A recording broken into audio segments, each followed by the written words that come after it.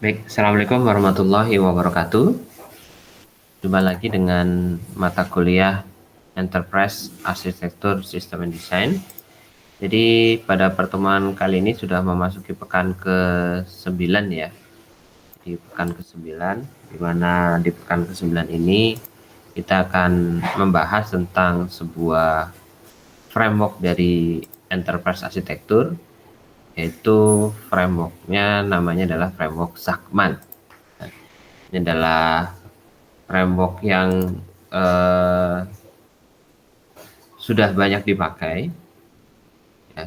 Kalau beberapa rekan saya terakhir ya saat ambil S2 di salah satu sekolah tinggi di Bandung ya, salah satu eh, tesisnya adalah melakukan proses analisis terhadap sebuah arsitektur enterprise menggunakan framework Zachman.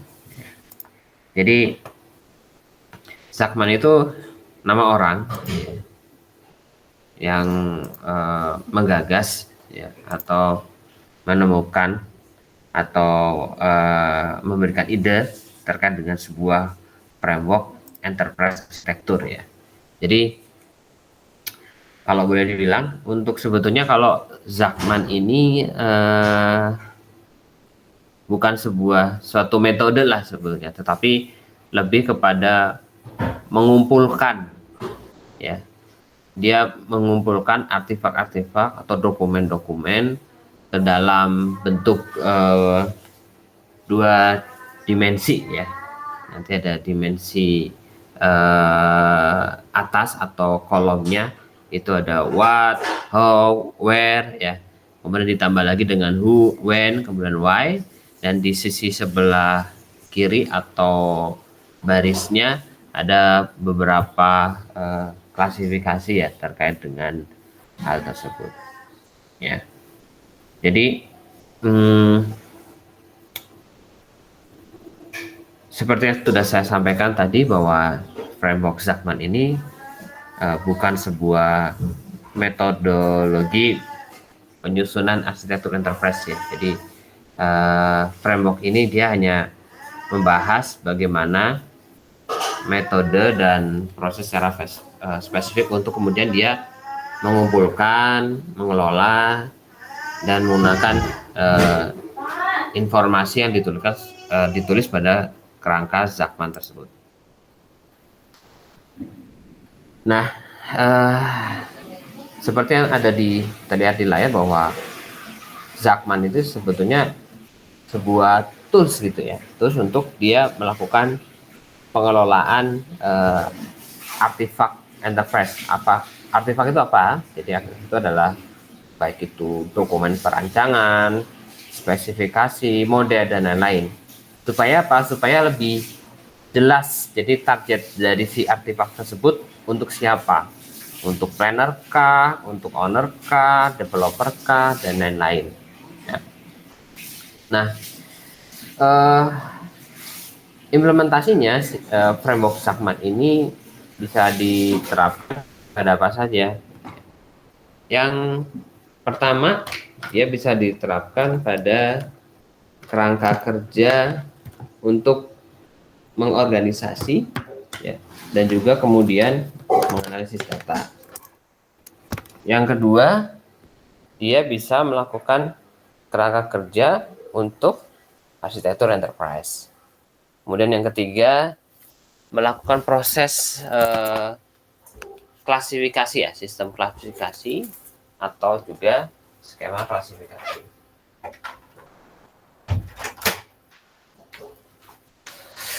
Dan dia adalah sebuah metrik ya, metrik 6x6 dan merupakan model dua dimensi atau model analitis.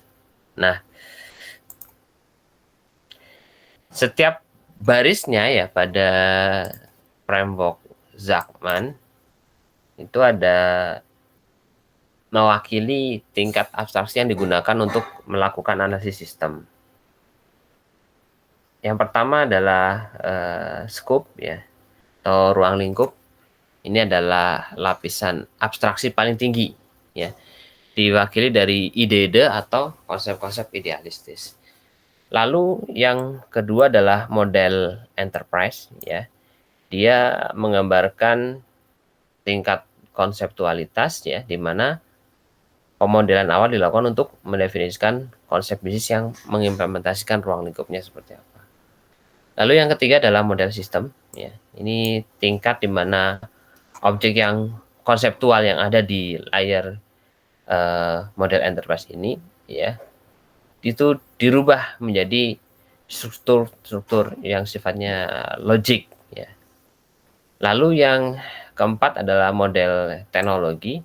Nah, dia menerjemahkan yang ada di model sistem, ya, untuk menjadi objek secara fisik, ya, yang mewakili apa? Yang mewakili struktur-struktur logik yang ada di model sistem. Lalu yang kelima adalah representasi detail, ya. Dia terdiri dari implementasi penuh, ya, dari spesifikasi fisik, ya, untuk setiap kategori. Oke. Jika dilihat gambarannya, ya, seperti pada gambar pada presentasi ini, bahwa dia ada dua dimensi, ya. Dua dimensi.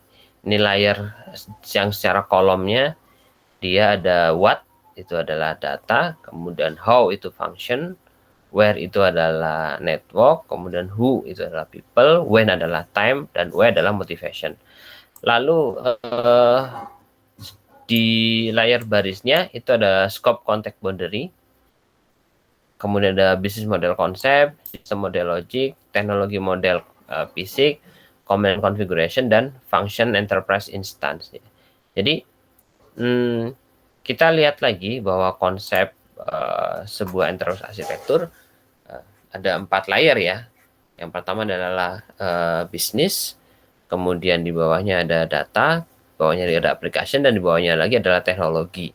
Itu layer dasarnya dari enterprise arsitektur, ya. Nah, di framework Zachman ini sebetulnya kalau Anda amati bahwa di sana ada scope, konsep, ya, dan bisnis model. Itu artinya keterkaitannya dengan layar bisnis. Kemudian di layar data, ya, di layar data dan layar aplikasi ada di sistem model. Lalu juga terakhir ada layar teknologi, di sana juga disebutkan adalah teknologi model basic.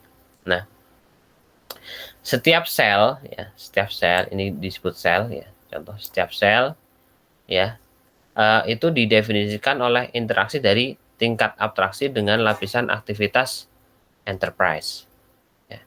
Abstraksi dan tingkat enterprise. Jadi kalau kita lihat di sini bahwa di tingkat abstraksi ada what atau data. Nah, di lapisan enterprise-nya, ya, kalau kita lihat scope, context, boundary-nya, maka artefak yang disediakan adalah list dari hal-hal yang penting untuk bisnis. Nah, itu what-nya misalkan. Jadi cara bacanya seperti itu. Lalu dari layar how atau function, ya, kita lihat scope, context, boundaries-nya adalah daftar proses dari sebuah bisnis. Lalu where, ya, di cell where dan scope, context, boundary adalah list dari lokasi di mana bisnis itu beroperasi. Lalu who itu adalah people, bahwa artefaknya adalah list atau daftar hal-hal yang secara organisasi penting untuk bisnis. Lalu when, ini adalah list atau daftar untuk kejadian-kejadian yang signifikan yang keterkaitannya dengan bisnis. Lalu ada why atau motivasi, adalah list dari tujuan bisnis atau strategi bisnis, ya. Dan Anda bisa baca lagi layar berikutnya, misalnya di layar bisnis, layar sistem, ya, sesuai dengan yang tadi sudah saya terangkan. Nah, Zachman ini adalah framework yang sudah lama, ya, sudah dari tahun circa 80-an lah gitu, dan sebetulnya masih relevan dipakai untuk yang pemrograman untuk yang berbasis objek ya, atau yang pendekatannya objek ya. Tentunya ya disesuaikan lagi artifak-artifaknya ya yang ada di dalam segmen ya, framework segmen ya, dokumen-dokumentasinya yang tentunya harus pendekatan objek. Nah, ini gambaran yang lebih jelasnya lagi ya. Jadi Anda lihat di sana ada row 1 sampai 6, kemudian itu layar enterprise-nya, dan kemudian secara apa namanya?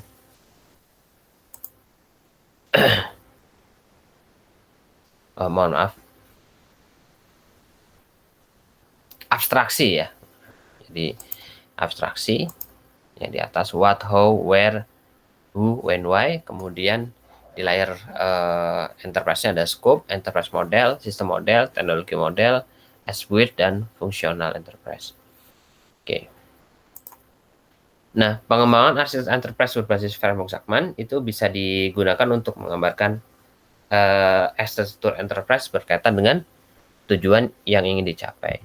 Jadi, framework Zachman ini dia memberikan persepsi yang akan memudahkan komunikasi dari keseluruhan stakeholder enterprise. Untuk apa? Untuk memahami apa sih yang ada di dalam enterprise, baik itu resource-nya, tujuannya, juga perencanaan. Nah, dia ada 2 dimensi, punya 6 baris, punya 6 kolom, ya. Nah, sejauh mana sih kemudian dari setiap sel yang ada di framework Zachman itu artifak-artifaknya apa yang harus diisi? Itu ya tergantung dari tujuan si pengembangan arsitektur enterprise ya, atau tergantung dari kondisi organisasinya seperti apa. Apakah ada perlu perencanaan, perancangan, atau sudah sampai implementasi. Nah, keseluruhan baris dari 6 baris pada framework Zachman ini dia merepresentasikan 6 perspektif atau sudut pandang ya. Jadi sudut pandangnya itu dari sudut pandang siapa? Dari pandang misalkan perencana, atau sudut pandangnya pemilik, perancang, pengembang, atau pelaksana, dan juga sudut pandang si user ya. Kalau Anda lihat lagi di gambar ini ya, kalau kita bicara scope ya, maka dia adalah perencana gitu. Dari bisnis model, konsep, dia adalah dari sudut pandang owner. Lalu ada sistem model, dia adalah sudut pandangnya atau perspektifnya desainer. Lalu ada teknologi model, dia sudut pandangnya builder. Lalu komponen konfigurasi untuk implementator, dan yang terakhir adalah function enterprise instansinya adalah worker. Tuh. Kita jelaskan satu persatu. Jadi di sudut pandang planner ya, atau layar paling atas, jadi ini berkaitan dengan segala aktivitas dalam menetapkan background, latar belakang, lingkup, tujuan dari sistem informasi enterprise. Nah, di perspektif ini didefinisikan arah dan juga tujuan bisnis enterprise. Lalu dari sisi owner ya, ini sudut pandang pemilik ya, pemilik sebuah enterprise. Ini berkaitan dengan penerima atau pemakai produk jasa air dari sebuah enterprise. Nah, pada perspektif ini digambarkan model terkait dengan apa saja kebutuhan bisnis, produk, jasa dari si pemilik. Lalu dari sudut pandang perancang atau desainer, ini berkaitan dengan aktivitas perantara antara apa yang diinginkan pemilik dan apa yang dapat dicapai secara teknis dan fisik gitu. Jadi dia menjembatani antara owner dengan builder gitu. Nah, pada perspektif ini dibutuhkan model yang dapat menggambarkan detail proses bisnis yang ada. Jadi gambarkan proses bisnisnya seperti apa dan sebagainya. Nah, rancangan sistem bisa berupa rancangan umum dan juga didetailkan ya dari sistem yang akan dikembangkan. Nah, perspektif desainer itu digambarkan model teknis perancangan yang menjadi dasar pedoman implementasi sistem informasi enterprise yang akan dibangun. Lalu kemudian dari sudut pandang atau perspektif builder ya, dia berdasarkan model rancangan yang sudah ditetapkan ya. Jadi ini berkaitan ya, setiap layarnya itu, layar sebelumnya itu berhubungan dengan layar setelahnya gitu. Nah, pada perspektif si builder ini digambarkan model teknis perancangan aplikasi dan data yang lebih realistis untuk membangun sistem informasi enterprise. Lalu ada pelaksana atau integrator. Ya.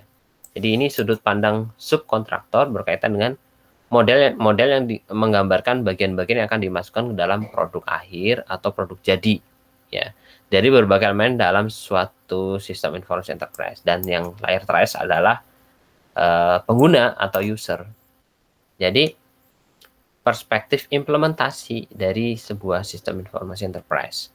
Jadi si perspektifnya si user itu dari sebuah sistem itu akan berkaitan dengan hasil akhir, yaitu produk ke software dari sistem yang dikembangkan, ya, termasuk interface software, ya, dan lain sebagainya yang berkaitan dengan berkaitan langsung dengan user.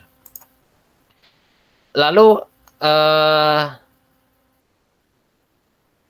kolom yang di atas, ya, itu akan menggambarkan jenis artefak yang khas dan berbeda satu sama lain, ya, tergantung di kolom-kolom tadi. Nah, kalau di kolom what ini fokus pada entitas data, kemudian memberikan gambaran tentang kebutuhan enterprise terhadap informasi yang dibuat dari data. Ya. Di kolom what juga menunjukkan hubungan antar entitas data, bagaimana efisiensi penyimpanan datanya, kemudian teknologi database apa yang diterapkan, ya, untuk mendukung pengolahan data menjadi informasi yang berkualitas. Lalu di kolom how atau bagaimana gitu, ya.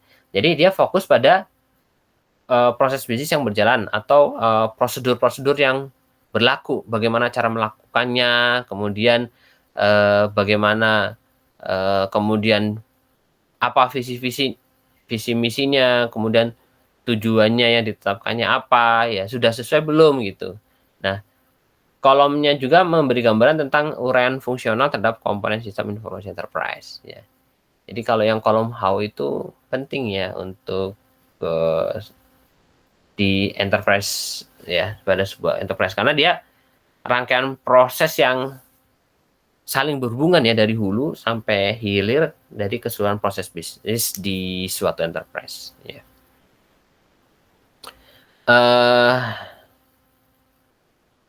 Ya, how ini juga di layer how itu dia menentukan apakah sebuah sistem itu dia mendefinisikan tipenya itu apa sih gitu. Apakah dia TPS, MIS, ya, atau DSS, atau Disease Service System, atau ACE gitu, ya. Ya, disesuaikan dengan kebutuhannya. Lalu ada where, ya, atau where itu di mana, ya. Dia fokus pada link, ya, yang memberi gambaran bagaimana sebaran arus informasi dan proses dalam sebuah enterprise, ya. Lalu ada kolom who, ya. Ini fokus siapa, ya, siapa yang punya kontribusi terhadap pekerjaan yang terkait. Lalu ada when, ya, fokusnya dia pada waktu dan siklus. Lalu ada why, dia fokus pada sasaran dan tujuan serta strategi atau metode bagaimana pengelolaan sistem informasi enterprise. Nah, framework Zachman ini, ya, seperti sudah disebutkan di awal, dia adalah framework arsitektur enterprise, ya, tetapi memang dia tidak menunjukkan sebuah metodologi gitu, ya, atau sebuah cara-cara bagaimana melakukannya gitu. Jadi Zachman ini hanya mengorganisir lah, mengelompokkan saja, ya, mengelompokkan artefak arsitektur enterprise. Nanti kalau misalkan dibandingkan contohnya dengan arsitektur enterprise yang lain, yang framework yang lain, itu ada TOGAF. Nah, kalau di TOGAF dia ada metodologinya atau bagaimana untuk mencapai sebuah enterprise arsitektur. Tapi kalau di Zachman dia hanya mengorganisir, jadi dia hanya mengelompokkan. Ya. Oke.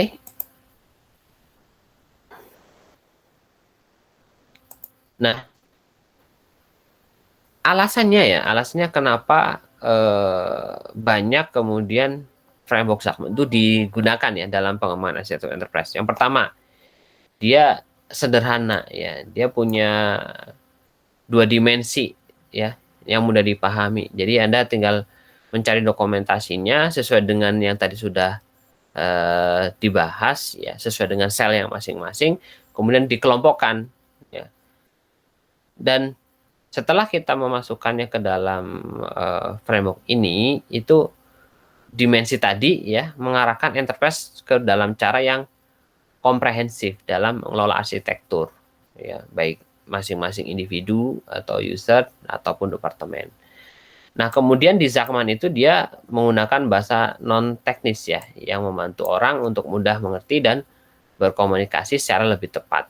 Ya, ya tadi kan bahasanya adalah who, kemudian di layer scope misalkan, di layer bisnis dan lain sebagainya.